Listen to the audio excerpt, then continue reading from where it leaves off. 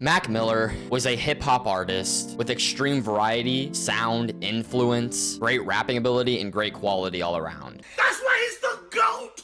The GOAT! From 2010 all the way to his posthumous albums now, Mac Miller has dropped nothing short of consistency and quality. However, I do see some people say, oh, he's better than Eminem. Nope. He's the best white rapper of all time. Shut up!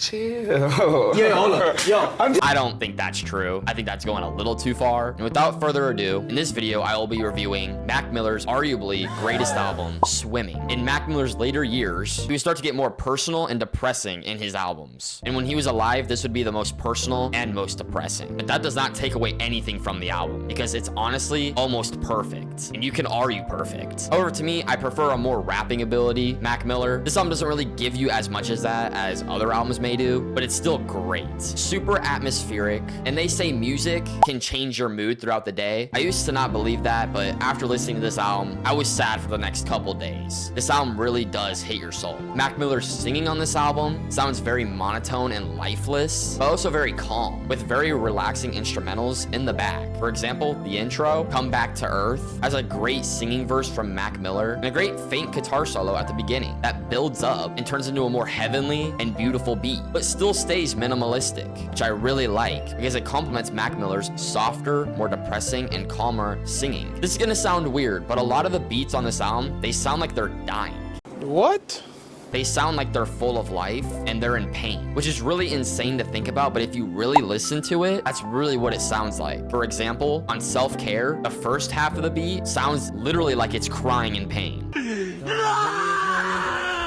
Which is really scary and really disturbing to listen to, but I really like that. It gives the album more life and just makes you realize what state of mind Mac Miller was in during this album. But that also complements his creative aspect heavily. A lot of artists cannot capture that atmosphere, especially the exact one they're going through at that moment. So that is a huge plus on this album's side. And I mentioned earlier that there's not as much rapping on this album as previous Mac Miller albums. However, he has many performances on this album, rapping-wise, that impress me insanely. For example, Jet Fuel, my personal favorite, is a great rapping verse by Mac Miller who sounds very lifeless, depressed, and sad. The beat complements this insane verse quite well. It has a very distorted voice in the background with very faint minimalistic instruments and just a very minimalistic beat, but has a very sad tone to it. And you'll notice with a lot of the beats on this album, they complement a lot of Mac Miller's tone, volume, vibe, and feeling on this album. They fit quite well. It's like matching clothes. Nope. At least that's what I would compare it to. And this song is a prime example of that. The beat literally perfectly matches Mac Miller's flow, Mac Miller's feeling, Mac Miller's vibe, and it just makes you sad. Now, I'm not saying there aren't upbeat and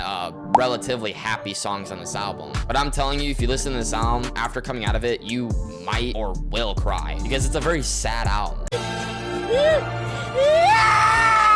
And it's not just because of the lyrics or what happened to Mac Miller, but also just because of the sound that the album conveys. That's a good thing because the album can convey this feeling very well. Even though it's not necessarily a feeling that you want to feel, it's just an example of what Mac Miller was going through at the time. And that's extremely creative. I could name very few albums at the top of my head that are able to do what Swimming did here. Convey your feelings and atmosphere that the person is in that moment so well. That's a great trait to have, and that's a huge plus. And I mentioned that there are relatively happier songs on this album, such as What's the Use? But the lyrics are still very sad. The beat is just a lot more positive. And you'll notice there's songs like that here and there on the album. But trust me, a majority of these lyrics hit hard and are super relatable to some people. And it's just a simple idea of what Mac Miller was going through at that time. The way I see it, I see this album being Mac Miller essentially talking to his therapist. And we as the listeners would be the therapist.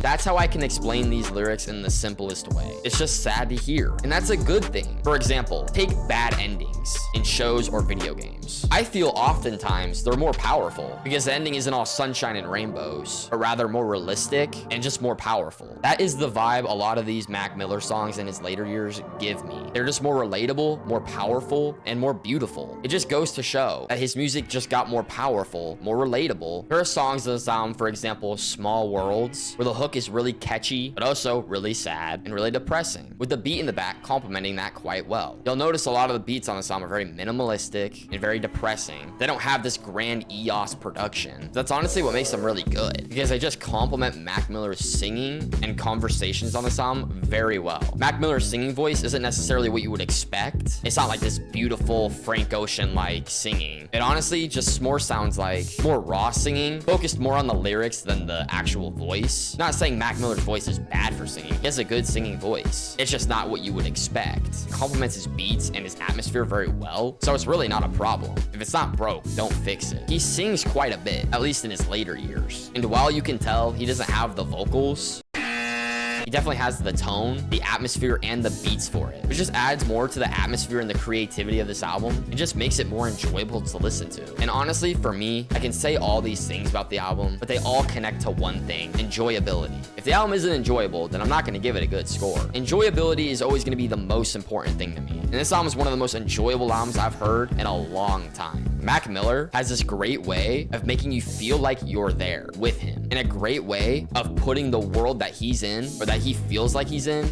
your mind. I feel like these days that's a very rare rapper trait that I feel holds infinite potential, and that just further expands on Mac Miller's rapping ability. In his other albums, he can also convey a world and put it in your mind as well, but this album definitely does it best. One of my favorite songs on this album is Don't Know. The song has a very simple and very monotone beat, but the main reason I like this song is because of the lyrics. It just dives deeper into that Mac Miller lore and just makes you feel like you're in his shoes. And I don't say this often, but I probably should. For this album, I feel you should really pay attention to the lyrics, because it just makes the album way better. Not saying the album isn't enjoyable if you don't, but honestly, are you a real music listener if you don't pay attention to the lyrics once in a while? In this album's case, it just makes the album a lot more powerful. And that's the case with many albums. So if you have listened to this or plan on it and you didn't listen to the lyrics, I suggest going back and really paying attention to what he's saying. That's what I did, and I know I enjoyed it a lot more the second time. It was just more powerful. Of course, I was in a terrible mood the rest of the day because it made me depressed, but I can't say it wasn't powerful. The album cover fits in quite well with the sound and atmosphere of this album. I'm not sure what he's in, if he's in a coffin or like a plane, because it looks like there's a plane window there. I kind of get like a brain aneurysm looking at it. It just has like those dirty feet, which is a little crazy, but the cover's really good. And whoever took that picture, W picture, that picture was insane.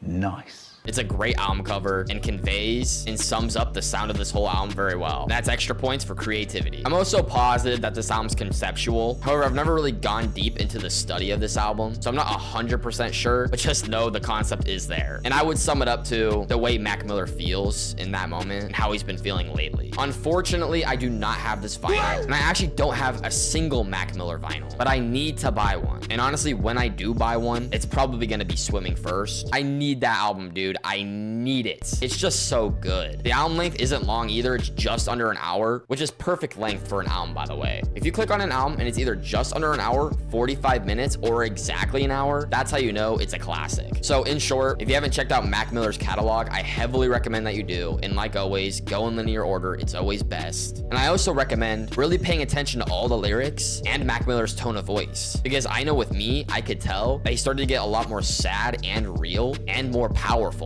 progressing through the years, opening up more about his drug addiction and depression until unfortunately his ultimate passing. So if you were a Mac Miller fan before his passing, I feel for you. Unfortunately, I wasn't, because I was like 12, so I was probably only listening to like Minecraft songs, but I wish I was. And to put it in short, listen to this man's whole catalog, and especially Swimming. It's arguably his magnum opus, so if you haven't already, check out Swimming, and I know you're going to enjoy it. I put that on my whole head of hair. There's no way you do not like Swimming by Mac Miller. However, I do think it's more enjoyable if you do listen to all his albums previous. But just know, going into it, you're gonna love it. This album gets a 9 out of 10 from me.